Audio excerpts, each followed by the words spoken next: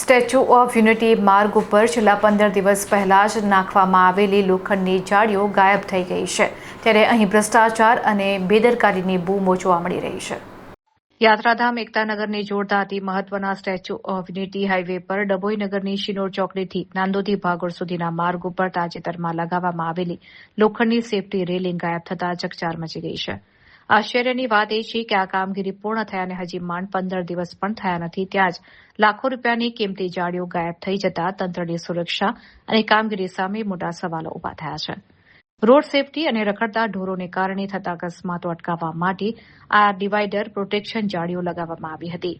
પોતાના નાક નીચેથી સરકારી મિલકત ગાયબ થઈ જવા છતાં અધિકારીઓ ઘોર નિદ્રામાં હોય તેમ જણાઈ આવે છે. આ જાળીઓ તસ્કરો ચોરી ગયા છે કે કોઈ અકસ્માતમાં તૂટી છે તે એક મોટો સસ્પેન્સ બન્યું છે. આ ઘટનાને પગલે સ્થાનિક નાગરિકોમાં વહીવટીતંત્ર સામે ઉગ્ર રોષ જોવા મળી રહ્યો છે. લોકોમાં ચર્ચા છે કે કાં તો જાળીઓના ફિટિંગમાં ભારે ભ્રષ્ટાચાર થયો છે અથવા તંત્રની રહેમ નજર હેઠળ ચોરી થઈ રહી છે. થોડા દિવસે સરકારી મિલકતનું ધોવાણ કરનારા તત્વો અને મૌન સેવીને બેઠેલા જવાબદાર અધિકારીઓ સામે ઉચ્ચ સ્તરીય તપાસ કરી કડક કાયદાકીય કાર્યવાહી કરવામાં આવે.